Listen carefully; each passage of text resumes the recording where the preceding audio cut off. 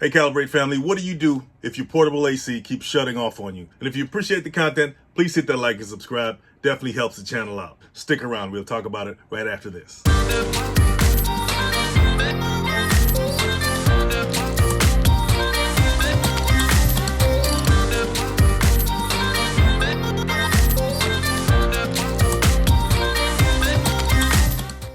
Okay guys, we're going to talk about a few reasons why your portable AC shuts off on you when it shouldn't, right? Why it blows hot air when it should be blowing cool air.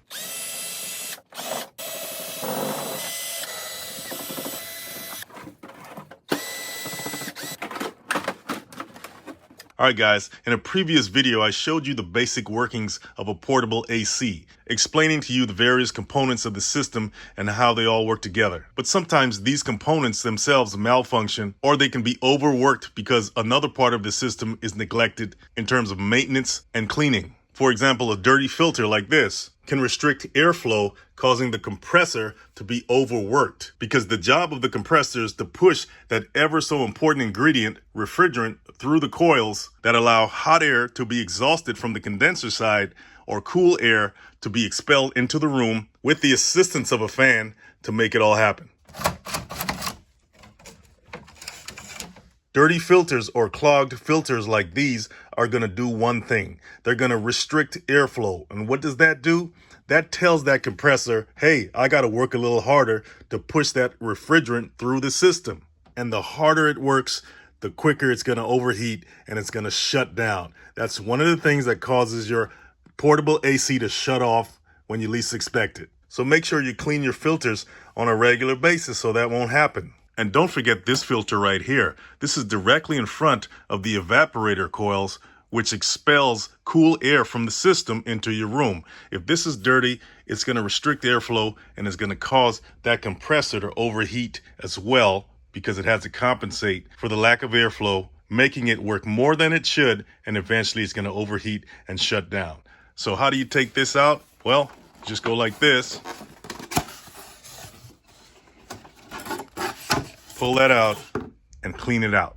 Now, the filters aren't the only thing that have to be cleaned and maintained when it comes to your portable AC system. These fins are very thin metal strips that help with heat transfer. They help to move the heat away from the condenser coils into the evaporator coils. Believe it or not, these fins are responsible for about 60 to 70% of the heat transfer between the coils. If you look at the condenser coils, they have fins as well. Condenser fins help to move the heat away from the unit while it's running. Evaporator fins help to move the cool air indoors. Now, if these fins are damaged or bent, they can also reduce the airflow and reduce heat transfer, causing the unit to work harder than it should, shortening the lifespan of the unit. So make sure these are in good condition as well. If you need to clean them, use a soft brush, not a hard one, because once again, the fins are thin strips of metal that can be bent very easily, and this can be damaged in no time. So be careful how you clean them.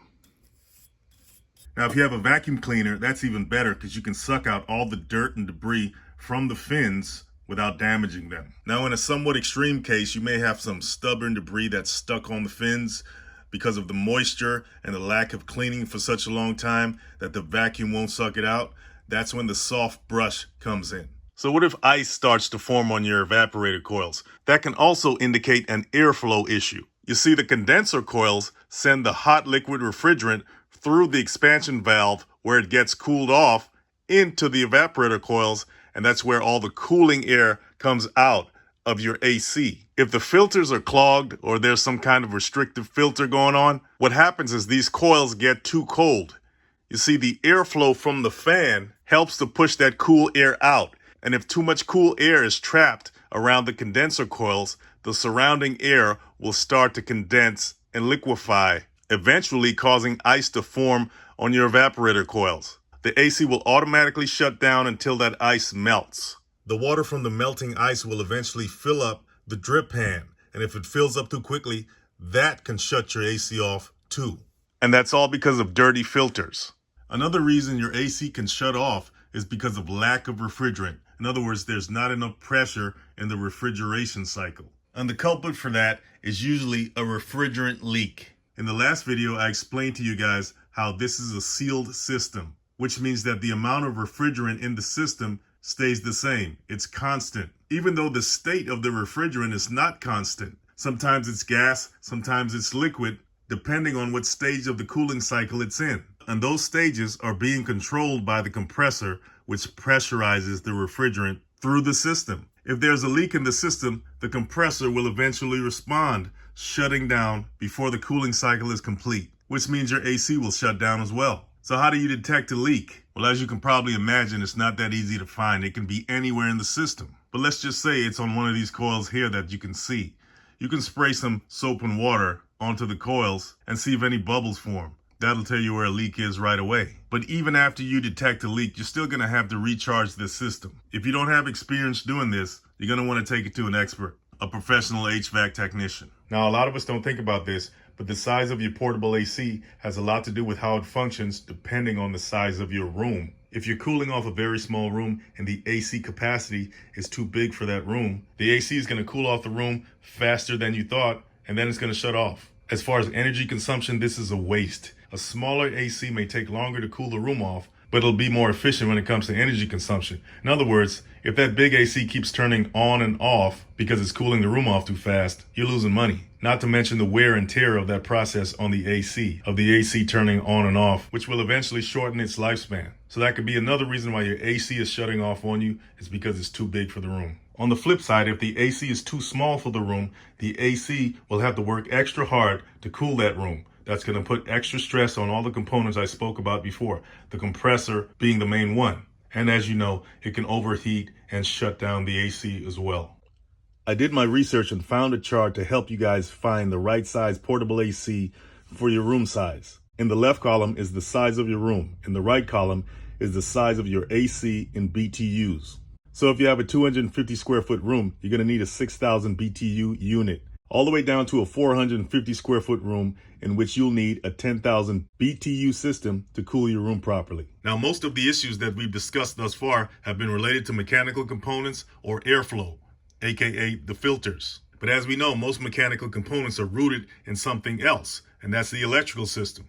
That's how they work in the first place. A lot of times the electrical system is the source of the issue. Here's the temperature sensor, and that's also ran electronically. That can go bad too, because if it sends the wrong temperature readings to the thermostat, then your AC may shut off, or it may stay on too long because it's not giving an accurate reading of the temperature in the room.